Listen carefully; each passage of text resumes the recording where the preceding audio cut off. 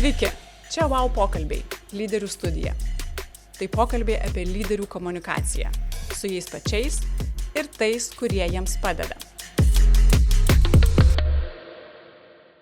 Let me introduce Philip Collins.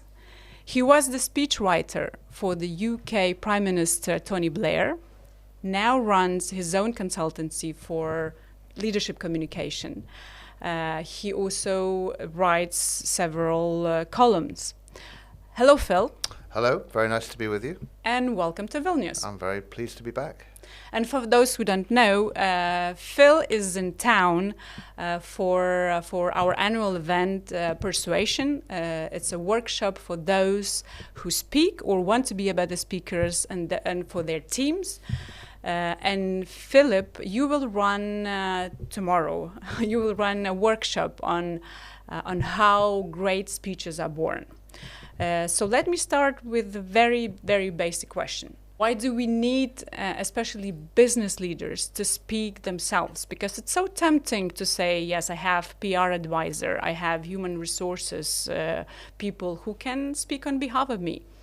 It is tempting, and lots of businesses make that decision, but I think they're wrong to do so because as the leader, you are the face of the organization. You are the persuasive face. You are the person who, in the end, people will look to for the leadership of who this company is, what is it trying to achieve, what's its purpose. Those are questions that you have to have the answer to. And so if you then vacate that space and don't take part in defining the company with your words, with your presence, then you're missing a major opportunity. And lots of business leaders aren't very good at it. It's a difficult thing to do. It's not something they've naturally done in the course of becoming a business leader. I've worked with lots of people, and still do, who are very, very good at what they do.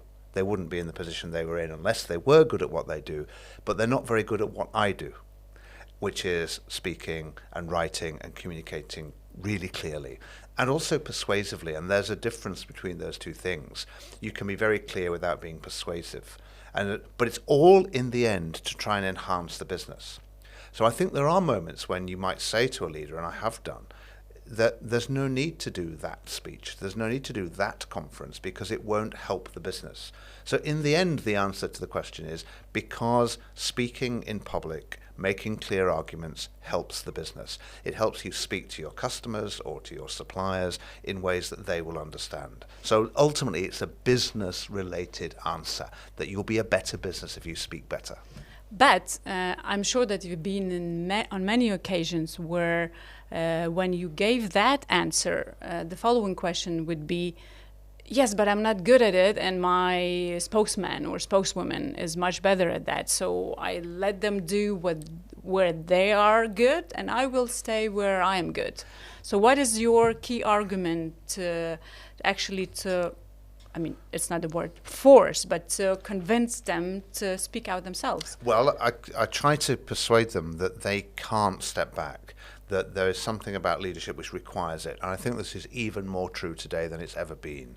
So the number of public events that are pressing in on every company now are so great. You can't avoid responsibility for conversations about climate change. You can't avoid conversations about how you treat your workforce. There's a whole load of things which we once upon a time used to be in the realm I used to work in, which is politics, which are now connected strongly to business, and you can't avoid them. So I think it's an illusion to think you can just hand that over to somebody else and you don't have to do it. And then the second part of the persuasion is to say that you'll be better at it than you think. Actually, I usually find the opposite problem. I usually find people who think they're very good, who are not very good. So more often than not, I'm sure you've had to deliver this advice too, to somebody who, let's call these people men, who think they are very, very good at public speaking, but they're not very good really. And you have to gently persuade them to think again and to do it in a different way. I have had people who have been shy and scared and frightened, and it's a very common fear to speak in public, and it's true of people who've made it a long way in their careers, that they're frightened of that moment of exposure. And it is quite a frightening thing. I understand that you're standing up in front of a group of people who might be customers or possible customers, and if you make a mistake, there are consequences. So I understand that people might feel a little frightened to do that, but you've got to conquer that fear, and we've got to find the best possible version of yourself to go there. So it's in part reassurance. I think that the job of a speechwriter or a communications expert is in part diplomacy, and it's in part therapy. I'm helping you to get over a fear by reassuring you it is going to be fine. It is going to be more than fine. In fact, it's going to be good. So your material will be excellent because we're going to write it with you, not for you, with you. And we're going to help you find a version of yourself which is comfortable on that stage. And that is, for some people, quite a lot of work needed, but everybody can get there. So I persuade them, firstly, that it's very important, and secondly, that it's possible to be done without falling into terrible mistakes or making terrible errors or causing a problem. Everybody's frightened of standing up and saying the wrong thing. That it's so basically you are trying to convince them that it's doable and it's not that painful in the end. Yes, exactly. It's not that painful, and it isn't. And also, once you've done it once or twice and you've got used to it and you've got good material that you know you can use often, you gain confidence, and it comes quite quickly.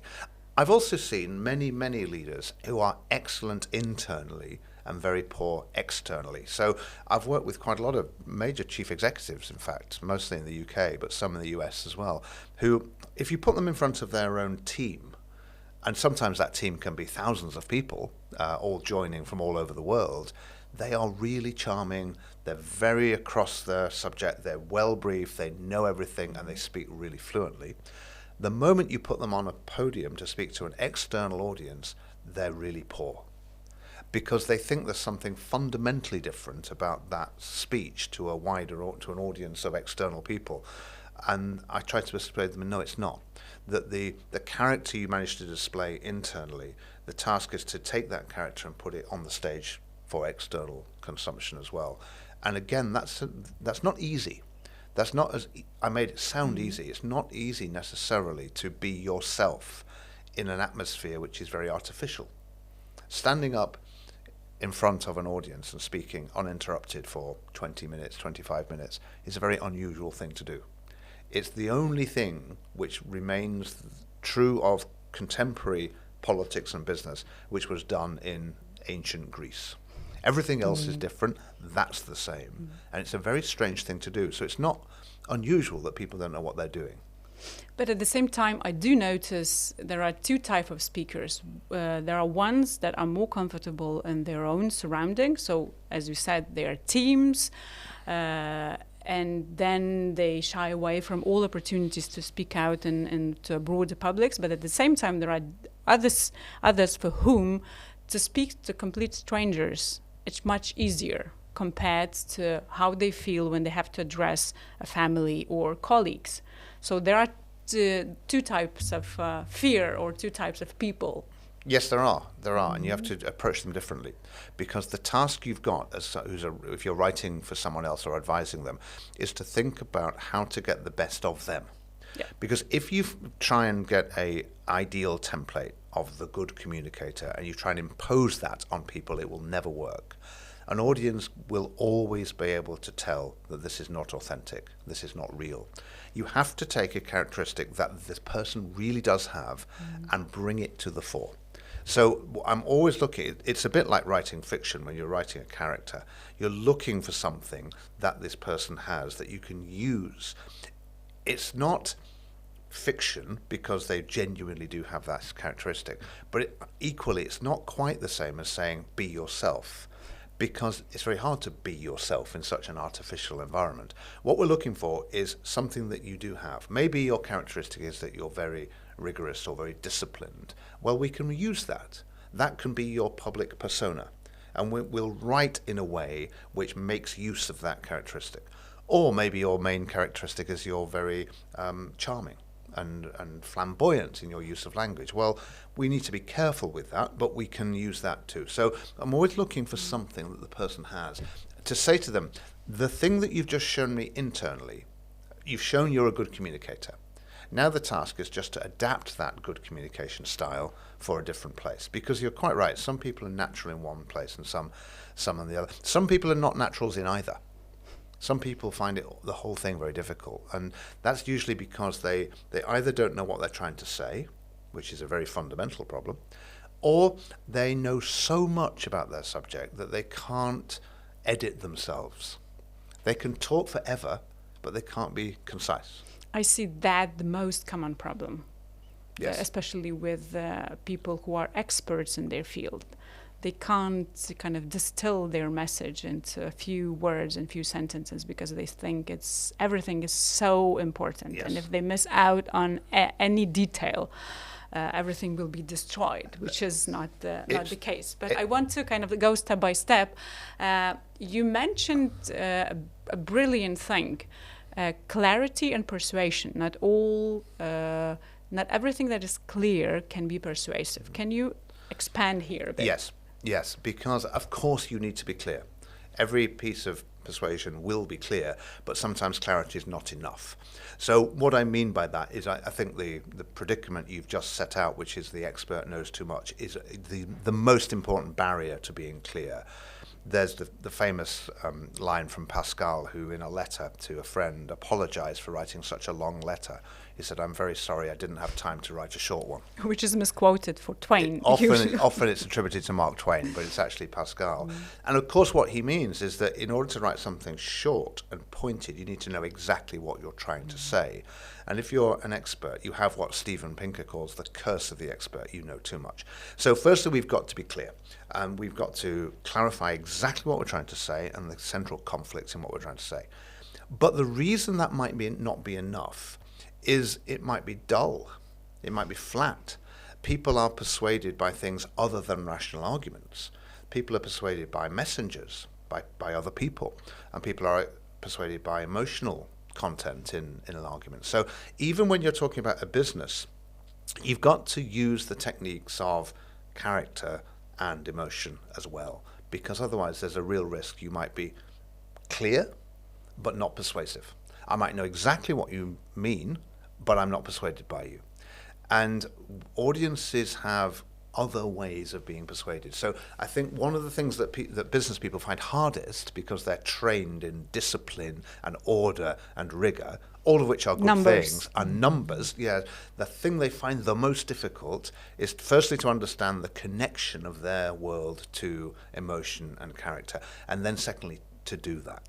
And that a lot of the work is in that part of the persuasive environment, I think. And how you convince business leaders from their safe environment of numbers, of charts, and PowerPoint presentations to move into the unknown and unsafe world of emotions, of authenticity. How you charm them? Well, firstly, I show them examples to persuade them that this is true. So you show them examples of politicians who use these techniques all the time. The most obvious example at the moment, of course, is President Trump, who you wouldn't say is using rational arguments all the time. And when I say that, I don't mean to be critical. I'm not saying I don't like President Trump, although it won't surprise you to know that I don't, but that's not my point. My point is that his style of argument is very heavily reliant on him. He's very President Trump all the time, and he's also lots of emotional connection. I'm actually saying he's good at persuasive argument, not that he's bad at it. And that's how he's doing it. And if you go back to 2016, the best example I've got of the two sides of this argument is, on the one side, President Donald Trump, then the candidate, who's very good at emotional connection. When he meets people on the campaign trail, he's really good with them. He's able to talk to people in a way that makes them feel as though he connects with them. And then on the other side, you had Hillary Clinton, who's a very, very rational candidate in the sense that any subject that comes up, she knows everything about it. Really clear, 5-point plan for absolutely everything. And yet, when people say things like, "I've lost my job because it's been gone offshore," they don't want a 5-point plan for the car industry. They want her to say, "I understand what that must be like. That must feel awful." but she doesn't. She responds to an emotional question with a rational argument. Now, that would make her a very good president, in my view, but it made her an incomplete candidate because she wasn't persuasive, whereas Trump was persuasive. So I show them examples like that. So we're not going to copy President Trump, but this is an example of how persuasion is a very complicated thing. It's not just about rationality. And then I say, but don't worry, it's not as difficult as it seems. And I point out how actually being emotional for a business leader is nothing to do with telling stories about yourself, and you don't have to feel I've got to display myself, which people are very uncomfortable in doing. It's about being making sure that when you speak, you talk about people, not about abstract things. It's that you draw pictures with your words. You make me see things. Make me see Cathedral Square, Vilnius. Make me see it. And anyone listening to that will picture that in their minds. If you know it, you picture it, the actual place. If you don't know it, you picture a cathedral in a city. And I'm making the listener use their imagination all of a sudden. And that has the effect of literally it moves you in the brain from one side to the other. And that's an emotional connection that is drawn with the place. I would never have thought that you will bring Trump as an example of empathy in the speeches, I must admit. Well, but he does. And he does it cleverly. And I'm not sure he always does it on purpose, but he does do that. I'm sure he does. And I think the part where he is the most effective is in character. So there are three appeals, as they're known in rhetoric. There's logic, rational argument, which of course is vital. And I'm not at any point am I saying we can get rid of that. We always have to be logical and rational in business communication. But there's also emotional connection, and then there's character. And the one where I think Trump is the most successful is that he's such a strong character. Now, you might like him, you might not. Lots of people clearly do. But to be able to project such a strong sense of who you are is a real gift. Not all politicians have it. I've worked with Tony Blair, and I've worked with other politicians. Keir Starmer, who's the current Prime Minister of the United Kingdom, is someone who, by his own admission, he struggles to project a strong sense of character in who he is. And that's a real problem. You've got to try and find that in yourself. How you help business leaders to find that personality, or to find bits and pieces that they want to display out in the open as their authenticity? How you help them to define that, to find that? Well, I talk to them a lot. They have to be comfortable with it. So it isn't going to work if I just impose something on them and say, you must do this, for two reasons. One is they've got to feel it's come from them. But secondly, they've got to feel it is part of who they are. So it's not an artificial thing. It's not something that the speechwriter has given to them. It is part of them that we've decided to amplify and make more of. So I often ask for videos of them. I like to watch. I go and watch them. I send members of my team to watch, and we're looking for characteristics. It might be simple things like they're very clear. They may sound like they're a university lecturer, or they may sound like they've got a very good manner of a very good doctor, or they might have a forensic ability to analyze like a good lawyer. So sometimes I put it in terms of other professions. I play games, play parlor games. Like if you were not the leader of this business, what profession might you be? Finding a character like that is in part a sense of a game. And it sounds strange. It sounds like you're departing from who the person is, but you're not. You're looking for something. You say, you're like that, aren't you? And they'll say, yes. So, right, that's what we're going to be then. Or you're going to be like this. And we're going to script you like that.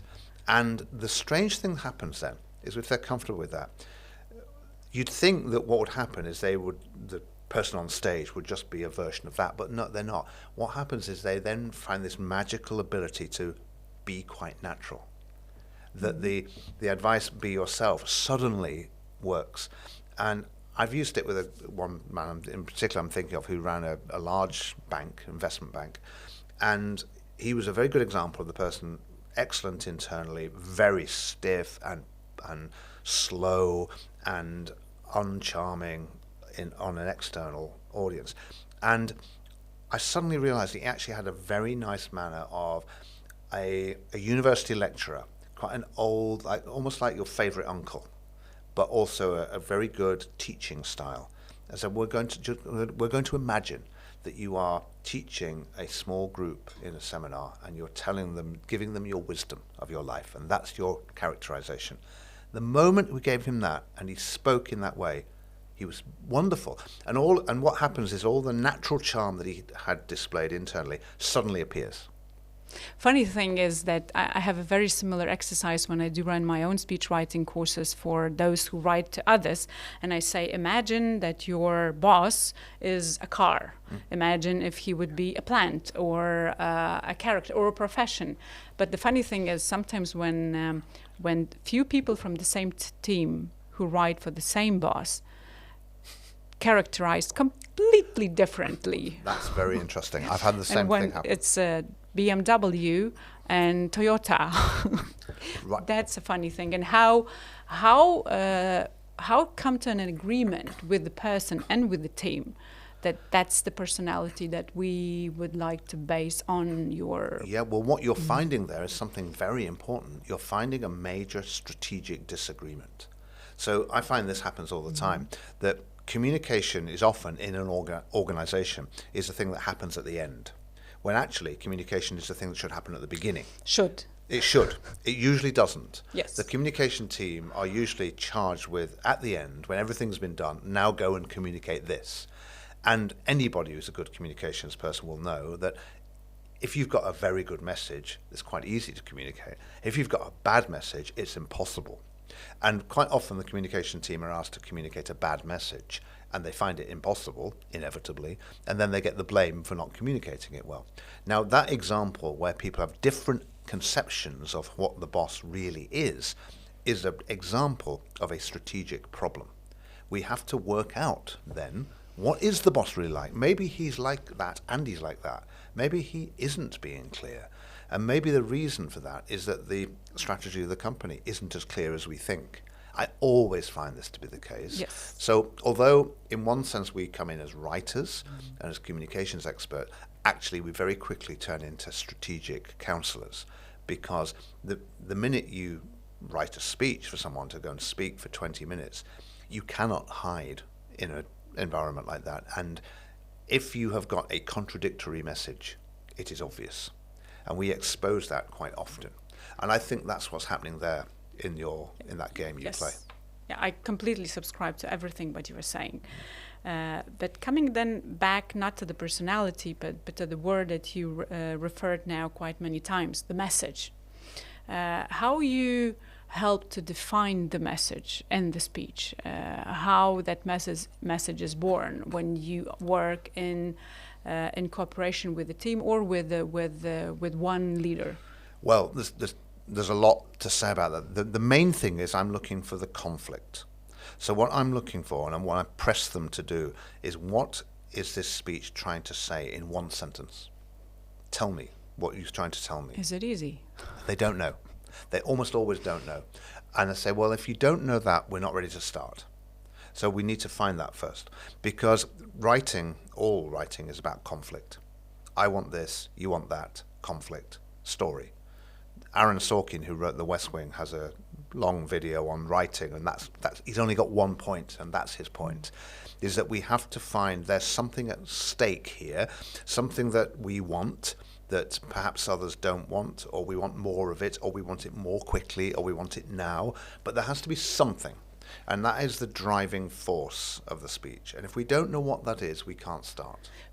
But aren't you often, when you ask that question, met with saying like, but we just want to present results of the company to the rest of the people. That's all. There is no problem there. There is no conflict there. How you make them believe, or how you make them see that it is? Well, I'd say that if you have no problems in any of your results, this is wonderful, but would be very unlikely. This is a very huge problem. Would be very unlikely if you've got no problems at all. But the very choice of which results, though, you've got an enormous array of different numbers. We could say, which ones are you going to concentrate on? If I'm going to limit you to 3 facts, what's the main line? What are you trying to tell me? Are you trying to say that you've improved from last year on these things which were going wrong, or are you saying its progress is continuing in a straight line? There's still a story here. There's always a story in the numbers, and we need to find out what it is. People will say that. They will always say too, oh, this business is so complicated, we cannot reduce it to just one conflict. I say, I understand that, but what I want to know is what's the main conflict? What's the thing that's going to govern this piece of writing? And everything else will fit in beneath it. But what above all else? It's a discipline I use a lot when I write political columns, because when you write a column, you have to give to the editor a one-line description of what you're going to argue, because it needs to go on the schedule for tomorrow's newspaper.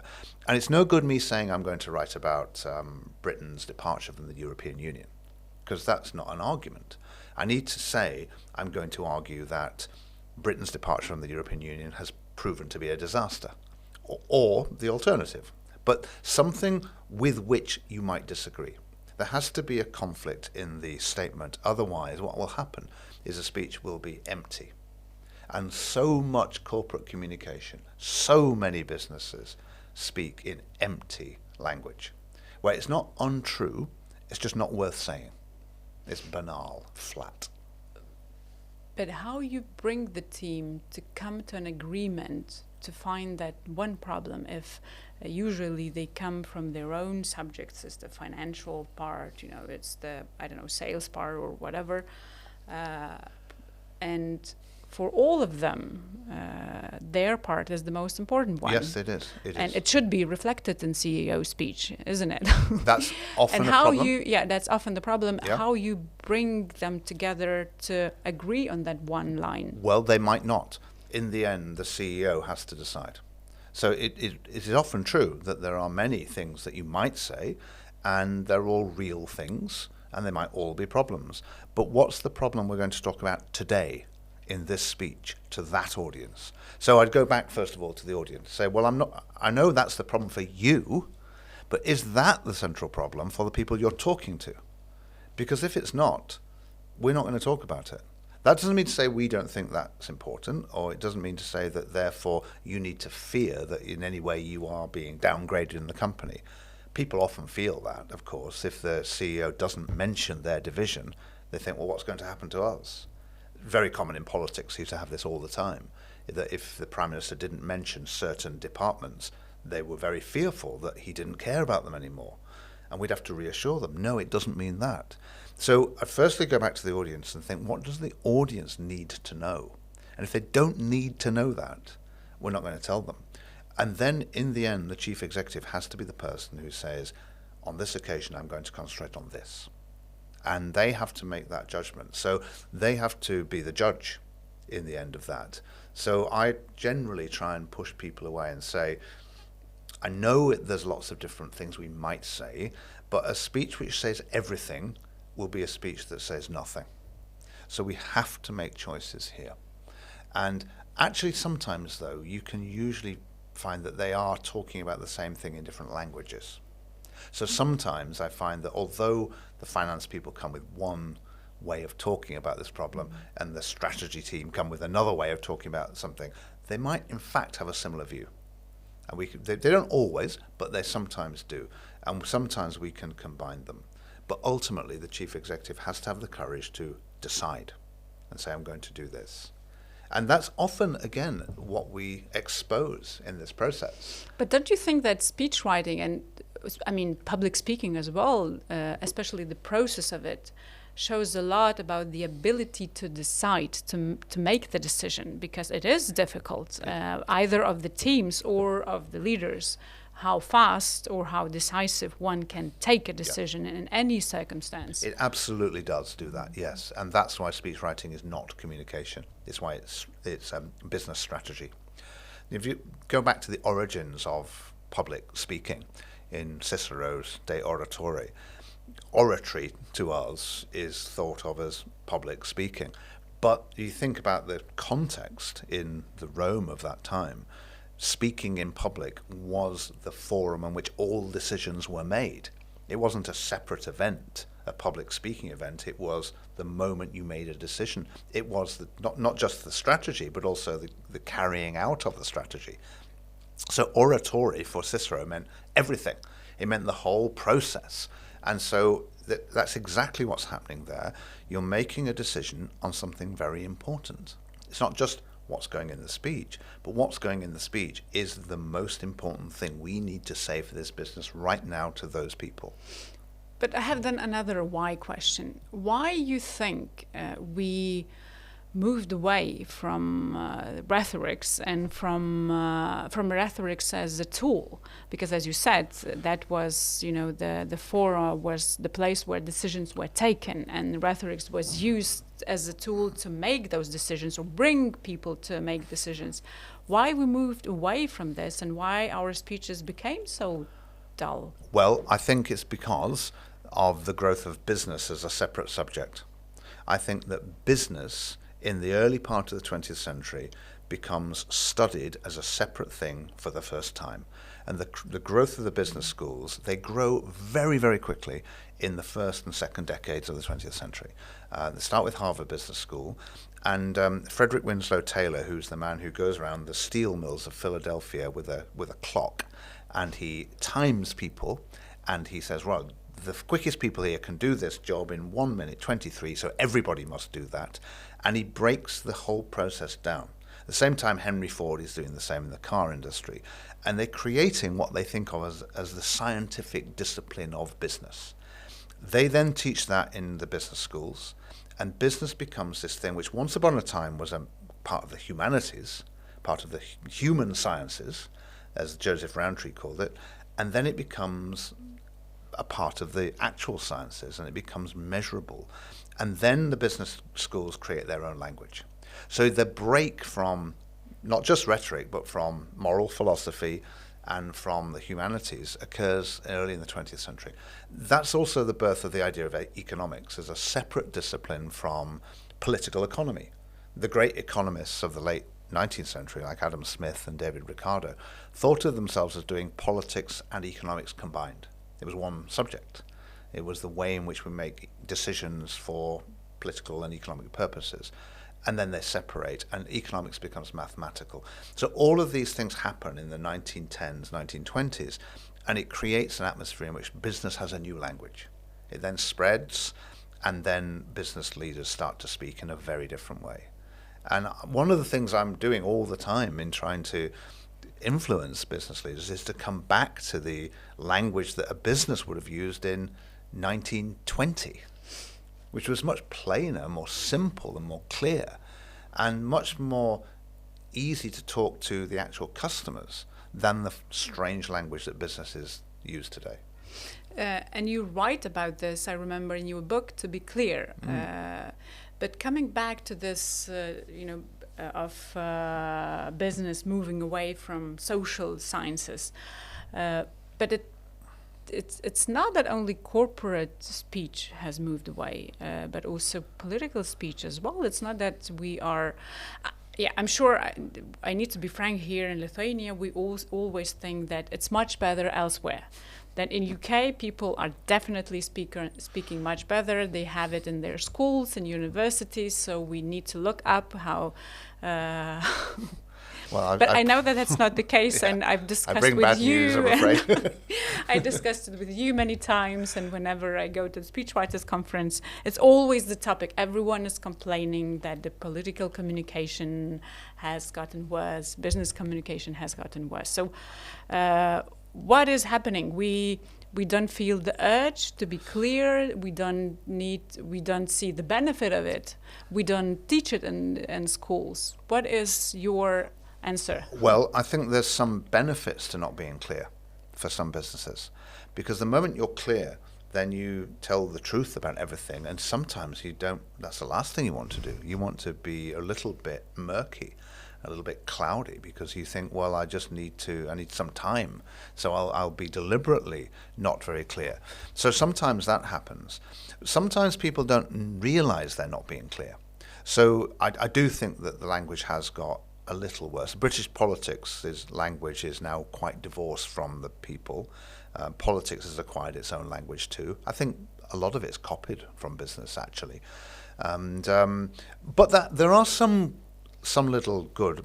There is some good language, so I don't want to be too down about it, because there has been a bit of a backlash against very, very bad jargon and language. So some of the new British companies, like there's lots of new banks in Britain, they have very deliberately tried to speak in a very plain and ordinary way, accessible to their customers, and quite successfully.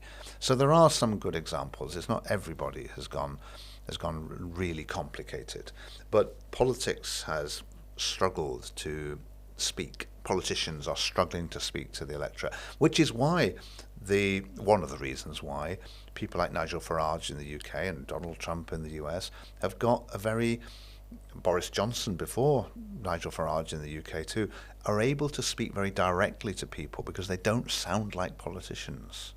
They are politicians, of course, and this is the illusion, but they don't sound like politicians, and that's in part a question of the way their character is constructed through their language. Very plain language. They say things that you'd think a professional politician wouldn't really say, and they're using language quite consciously to be more ordinary again. But you said the right word, consciously. They are using it. They are using the language as a tool. They're using the speech as a tool. It doesn't come naturally to them. They just spotted that gap between politicians and the public, and they are just abusing it very cleverly. It's a conscious move. It is a conscious move. And it's just a pity that others don't use it for right purposes. Yes, it is a conscious move, and it is one of the classic rhetorical moves. Which, you find it in Shakespeare, in Antony and Cleopatra. I am no orator as Brutus is, says Cassius. And what he's saying, and that's a really rhetorical statement, isn't it? That's a brilliant piece of rhetoric, pretending not to be rhetorical. Mm-hmm. And very clever rhetoric is when it seems natural. And that's exactly what they're doing. They are exploiting it on purpose. And as you say, rather than complain about that, the best response actually is to use the techniques. The techniques of rhetoric are available for people to use for whatever means that effects they want. And I've done other books on speeches, and all of the people I regard as the tyrants and the demagogues of history have used essentially the same techniques of persuasion that we've been talking about today, but just for terrible effect. And so we've always got to be careful about that. The rhetoric has got a dual element. It makes the weaker argument the stronger argument, as Socrates says.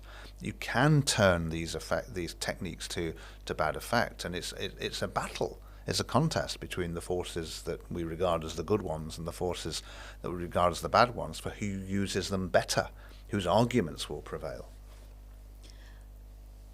Coming back to constructing the argument and how you help leaders or teams to construct their argument. Once you agree on the key message for the speech, what is your advice then how to further develop the argument so that words move into action? That's the hardest part, and I know that you can run a training on that, definitely. Yes. I try to ensure that we've already raised that question at the beginning. I try to make sure that when we get the central argument, it is related to what we're going to do, because in the end, that is, of course, what you're trying to do in a business. It's no good just doing a good speech. The purpose of it, the reason you're doing it at all, is to inspire action and inspire people to do more of what you want them to do, buy more of your goods, whatever it is. But so that in the end is the judge of whether the speech is working or not. So I try to make sure that's contained in the argument from the very beginning. One thing I always have to do is to make sure that to go back to the way that there's various voices in the office, is the office politics, the way that the office is run, is a very big enemy of good communication. Because if you've got 20 people involved in a piece of writing, it's impossible. So you enter the horror of Google Docs or track changes, and you've got to try and limit the number of people involved. Otherwise you will not lead to action. You've got to try. You don't always succeed. You don't always have the authority to tell people to go away. So I'm not advising that people go into their office and start shouting at their bosses and telling them to get out of the way. But as an external person coming in, I do have that authority. And one of my tasks is to clear people away, to try and get the clarity. So I then having got that, if I've succeeded, we then go on to building out the one line into a bigger speech, into an actual text. And we have a very, very strong structure, very simple. I try to be simple throughout. I think, like all skills, it's done best when it's done most simply. And the people who are good at it make it look easy. It's not easy, but it's not complicated either. Ronald Reagan said this about politics. He says it's simple, it's just hard to do. And that's what all skills are, playing an instrument. Very simple to describe, playing the guitar, but I can't do it. It's very hard. Or playing sport at a high level. It's simple, what Lionel Messi is doing, just incredibly difficult. And I think writing is the same, where the structure you want is simple. I'm always astonished when I tell people that the thing to do is to tell me first in the speech what the situation is, what's happening, what's going on. Then tell me the problem that we've got, and then, and only then, tell me the answer. Now, when I say that, like that, you think, well, that's obvious, isn't it? And of course it's obvious. You'll be amazed how often people don't put them in that order. I know what you are saying. It's so familiar. It's the structure, situation, problem, solution. Yes. It's simple, and I'm always amazed how many problems we could solve if one would put that structure already in schools and in universities. Yes. That would kind of solve so many problems for people who are afraid to speak, who do speak not clearly, who struggle. Yes. I really recommend to people, if you're reading something and you have this feeling that it's not right, but you can't quite work out why not, ask yourself, is it in the wrong order? Is that the problem? Is it that you've gone from the situation to the solution, back to the problem, back to the situation? Or missing the problem. Or missing. Well, that's very common. Yep. Missing the problem is very common. It's a very common in business. And the reason you miss the problem might be because you don't want to sound like you're blaming your colleagues for the problem, or you don't want to admit that the business has a problem, or you don't want to say things which the outside world is saying about your business. You don't want to give that an airing. So as a consequence, your temptation is to write the speech with a problem which is tiny. But the problem there, of course, is that you then have no permission for your solution. Because if I'm listening to this speech and I hear the problem is so tiny or doesn't exist at all, I stop listening. I don't need any more because there's no problem. And if your job is to persuade me to do something in the end, you've lost me if you're not courageous enough to say we have a problem. So it is an act of confidence to say, yes, we have this problem, but don't worry, because I have the answer. Whereas lots of businesses, they don't mean to do this, but they essentially say, oh, we have a problem, but it's so small. It's so tiny, we don't need to worry about it at all. And in contrast, in politics, it's always about problems without proper solutions. That's just as bad. I think businesses do that as well. Mm-hmm. So I think a lot of net zero writing has that characteristic. It's that the problem is global climate change, and the solution is a little bit more recycling in the office. Yes. And the gap between the one and the other is so big that it just sounds comical. And people do not connect. People don't connect at all. They shouldn't. And people then think, oh, you're not serious.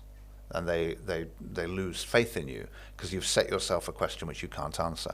So you've just got to make sure that your problem and your solution are the same size.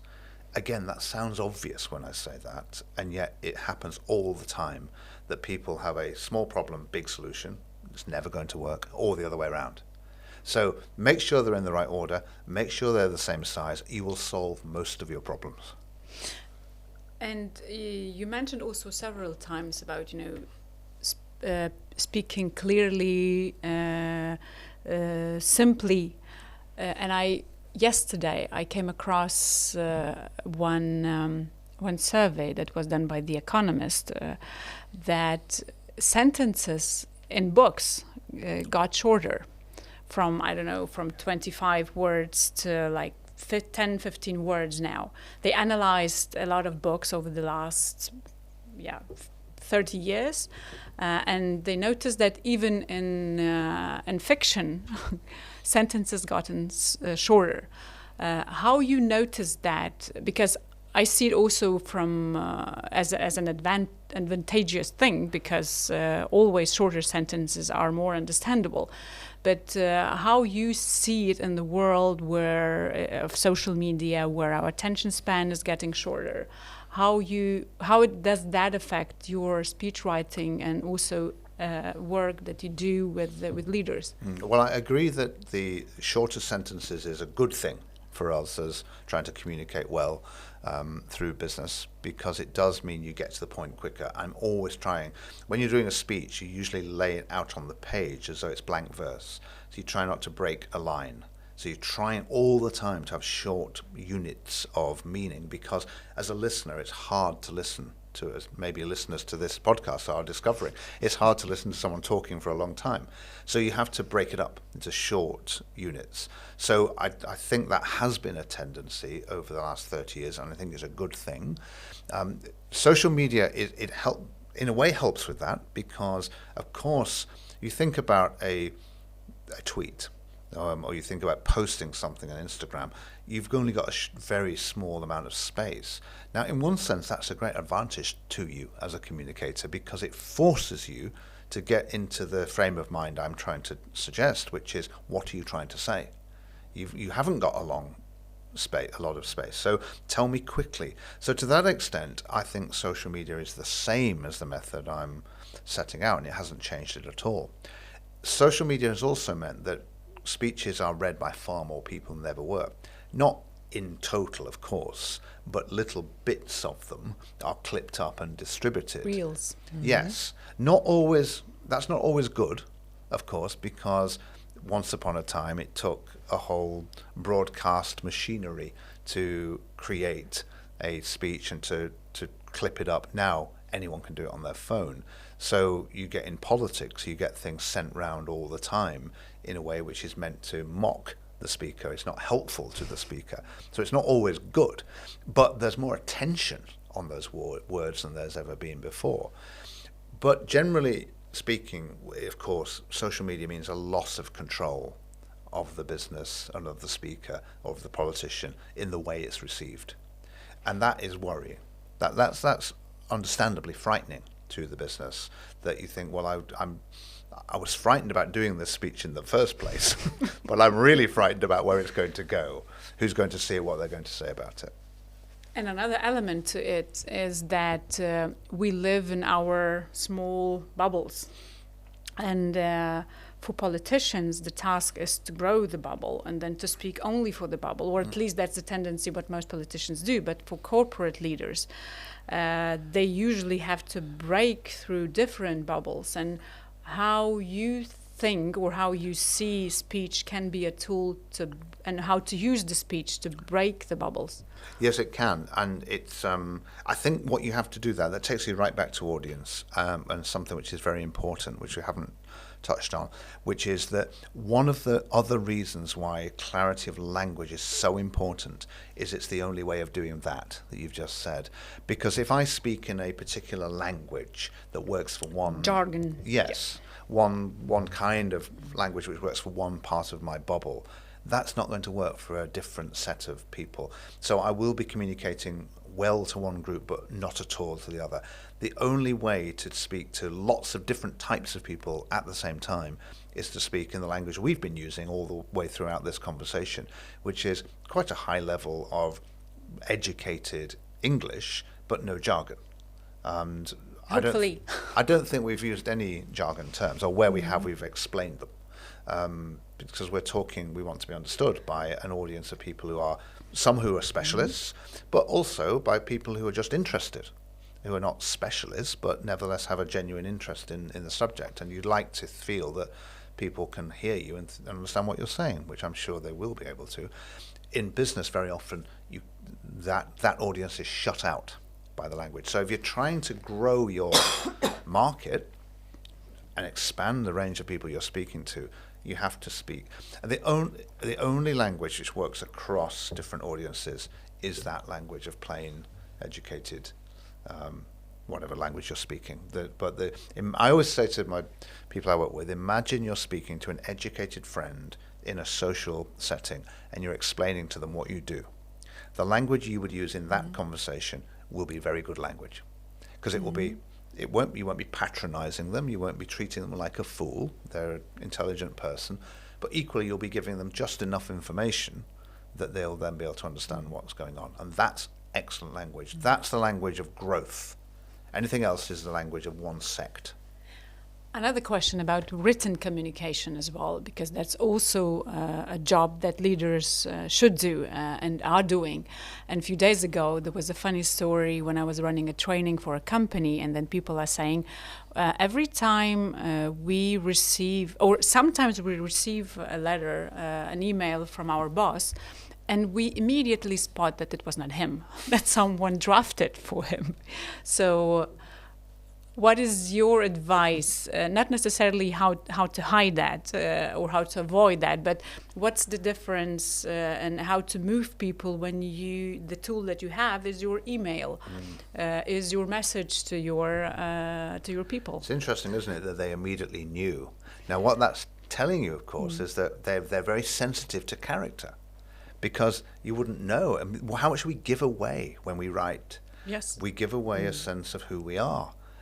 In our rhythm and in our style, we display that I've written this, not you. And part of the art of the speechwriter, of course, is to hide him or herself, so as that it should sound like it's coming from the person who is delivering the speech. When I've written some speeches where they were technically very good, but they failed because they didn't sound like the person I was writing for. And that's the task. And I think it does apply to emails as well, because immediately it doesn't sound like the person. I think you've got to try and find a way to do that. And it's mostly about understanding the rhythm of how someone talks, closing the gap a little bit between how people speak and how they write. Because emails are very interesting communication. We write more than we've ever written in the history of human life, because we write so many WhatsApp messages and texts and emails. And we've never communicated as much in writing as we do today. And most of us aren't all that good at it, so the misunderstandings are greater. And emails is one of those forms which is, it's formal, but it's not very formal. I mean, it can be quite formal, but if you write emails in a very formal way, it seems very strange. You know, Dear Naringa, it has come to my attention that that's not email form. I will spot AI here. I think so. Well, that's something else we might have to come on to. But so you need to get just the right level of informality in the writing there. It's not very informal, but neither is it quite the same formality as a speech. So getting that right is not that easy. And when you're writing it on behalf of someone else, I would go as plain as possible. That's what I'd do. So the chances of spotting the error and the lack of character are less if you just stay very, very simple and very plain. I come to understanding that I will not be able to ask all the questions I had prepared for this conversation, but I still have a few. And now for AI, about AI, we touched just briefly. How does that affect your world? At the moment, AI is changing my world less than we thought it would. In fact, it's making things more prominent. So I've talked before about making sure that you're very clear about what you're trying to say. Now, that's the principal skill of the writer, and that's something you need before AI is useful. If you got that, if you're very clear what you want, AI is wonderful. If you're not clear what you want, AI can lead you into all sorts of traps, because you end up with vague information which doesn't quite answer what you want. So the clarity of thought, which we think is the main thing we do, actually is made even more important by AI. And then at the end of the process, what we also do is editing and refining and thinking again about a text. No text is ever written perfectly on the first go, no matter how good you are. And so that you feed something into AI, which has been well thought through, and then you get what you get. It tends to be a bit flatter and a bit less full of character than you would like it to be. Even if you ask it to write in the character of somebody, it tends not to do that all that well yet. So the rewriting and the editing and the refining and the fact-checking that you have to do, which you do yes. a lot, that's very much part of what we do as well. So I think for us at the moment, AI has made the middle part of the process of writing, which is the hard bit, the difficult, labor-intensive bit, it's made that a lot easier. So to that extent, so far, I'm quite enjoying the use of it, because we use it as a research tool, essentially, and it's a very rapid research But as a listener, do you come across a lot of speeches in UK that you feel that, oh no, they're written, AI has written, ChatGPT? I'm starting to notice them. We're starting to see them. Interestingly, at the moment, we can tell. So it will be more interesting when the technology which masks AI, which no doubt there are already programs where an AI speech is then put through a different thing to make it not look like AI. And so you're starting to get that. But yes, you can tell, because what's happening is that this slightly makes everything a little bit vaguer, a little bit more general. And one of my principles of good writing is it's always precise. It's always specific, not general. And it's also, it makes the standard all the same. So whereas in any cohort of people, you'd have a real range of abilities, what AI is doing is taking the people who were previously quite bad and making them mediocre. Yeah. Everybody's up to not bad, which is fine and good, but that is obvious sometimes. And the moment when it's obvious, to go back to one of the places we started, that one of the big ways in which you're persuasive is not through just the order of your words and your argument, but through your character and your manner and your style. Well, that is taking those things out. So I think AI in the end will probably mean that presentation and speaking become more important than writing. So if you think at the moment, you can differentiate yourself in your company by being write a really good presentation and stand up and deliver it, and the content of what you've got is excellent and people judge it. When AI is making all those presentations essentially the same, or the same standard, how do you differentiate between two employees? Well, it's been one of them is really good at presenting, the other one's not so good. So I think we might find too a movement in what we do away from some of the writing to more of the delivery, the presentation, the creation of character, which is the bit I like doing anyway.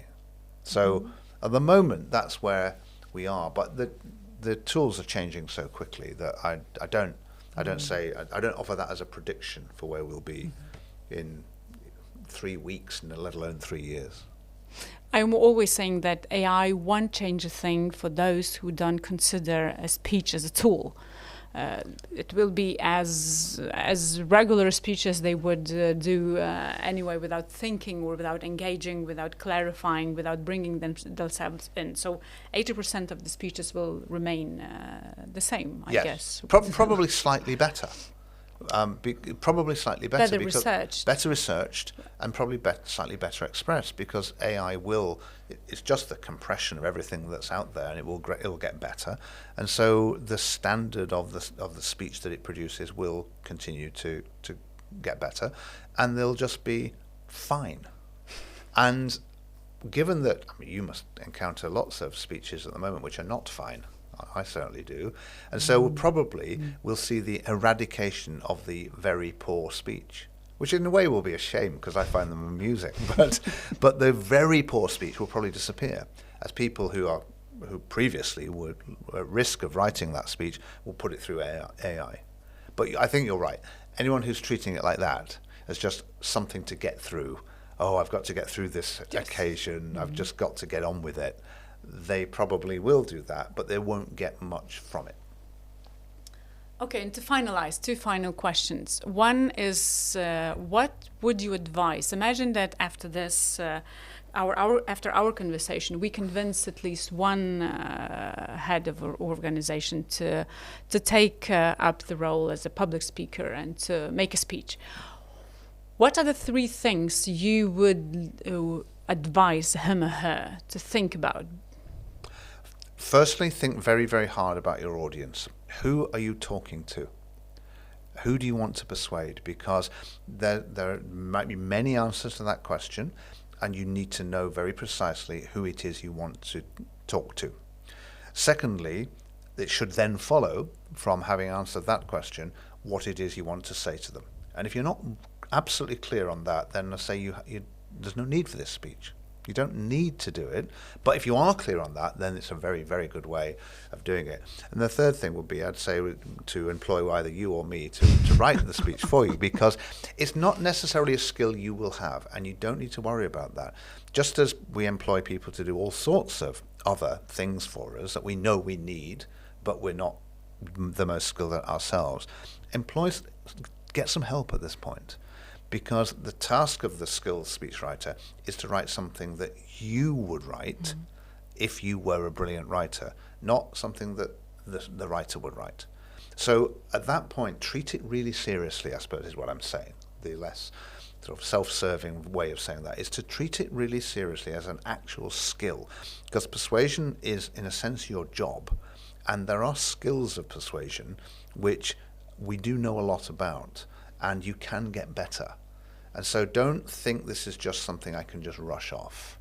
At that point, if you've just identified an audience you need to speak to, a case you need to make to them, make sure it's the best case you can make and get some expert help. And another question, reversing kind of the same question to the team, because a lot of teams, especially in Lithuania, I don't know, I mean, I know a bit, but I'm not an expert in the situation in UK, that the teams in Lithuania are not necessarily trained to be a speechwriter. That's usually a communication specialist or an assistant who is given a job of write me a speech or write that letter. What are the three things that you would advise to think about of being a good help for the leader? Well, it's very much the same in the UK. That tends to be the case. They tend to not have an expert in the actual writing within the team, and people are doing it as part of a broader communication thing. So firstly, I'd say don't be frightened of bringing in the help. I understand why they might be, because they think, well, they're conceding we can't do this. And there's a budgetary question as well. So, but first of all is to think that the person coming in is there it will help you. They're not there to take away your job. And part of what I do is to make good relations with the team and to briefly become one of the team. Say, look, in the end, this will reflect well on you. So it's firstly to recognize that this actually will increase the capacity and will help. Secondly, try and organize the team for the best effect of writing. Most teams are organized very badly in that all of the conflict and the conversation about the speech takes place too late. It takes place when there's a text and a draft. It should take place first. There should be a thorough argument about what we're going to say. And that's when everyone should be involved, and that's when we get a sign-off, and that's when we get the consent from the senior people. So bring the team in, but bring it in earlier. And then thirdly, clear time. Make sure you've got time in the team for this event. The event needs to be taken very, very seriously because it's an act of persuasion, and you need to make sure that the person who's going to deliver the speech, usually the CEO, has got time to think, rehearse, reflect, and get comfortable with it. And most of the time things are done they're done very slowly and then very fast. So in politics, I was used to things happening really quickly. Something happens, we've got to write a speech, we've got 3 days, away we go. Sometimes a few hours. Sometimes a few hours. But then usually the Prime Minister would put aside a bit of time, read through it properly, become accustomed to the words. I find in business there's usually weeks of preparation, which is far too long, and then nobody rehearses. So treat it seriously, create the time, get the team involved earlier, and don't be frightened by the intervention of an expert. Treat it as a growth in your team. Okay, I lied. It was not the final question. How many, when you touched the question of the topic of rehearsing, what is your answer to the question, how many times do I have to rehearse? How many hours should I rehearse? Or how many hours should we book into a CEO's agenda? I think you want to run through it properly and fully as though we were delivering it at least twice. Some people need more. Some people don't. You don't want to do it too often because then it goes stale. But as the person who's going to be delivering the speech, you should be reading it to yourself a lot, because what you want to do is to know that this sentence ends in this way, because otherwise you're reading a sentence, if you're reading it for the first time, and the stress is in the wrong place. You've stressed a word early on and it's the wrong stress, and then you think the sentence is coming to an end, but it isn't, and so you all your breathing is wrong. So read the thing a few times to yourself silently, because then you get to know the rhythm of it and you know where you are in the argument. That helps you sound really engaged when you speak, because if you don't sound engaged, the audience will be bored as well. So read it to yourself a lot. Read it out loud to yourself a lot. I think it's a really good tip for all writers to read their writing out loud, even if it's not a speech, because you hear things that you don't see. You hear repetition in the way that you don't see it on the page. But say it out loud to yourself and then do at least 2 proper full run-through, and maybe more if you've got time, but don't do it too often because things go stale. And if you, let's say a joke, let's say that if you tell a joke 10 times, on the 10th occasion, it's probably not as funny as it was on the first occasion because you're bored of it. But you've got to remember, the audience will hear this for the first time. So try and remember the effect it had the first time around. So 3 run-throughs would be great. That's not always possible. It's not always feasible to put that into the diary, but you should never stand up before an important audience that you've defined as people you need to persuade with a text that you've never seen before. That could be the last word, but still I have one more question. Can you finish the sentence? A good speaker is? Clear in what they want to say, and clear that it is them who should be saying it. And I gather that you will avoid putting any names here. There are lots of good speakers from the world of business. My favorite speaker is Indra Nooyi, who was chief exec of PepsiCo. I worked with Indra, and she didn't need any help, really, because she had such a clear personality and she had a wonderful way of communicating, but also total clarity about what she was trying to do. Fearless in taking on the company and changing it. And all of those characteristics, clarity about mission, strong character, and courage for change, were the 3 things that made up a great speaker. Thank you, Phil. Thank you. Thank you for your time. You're welcome.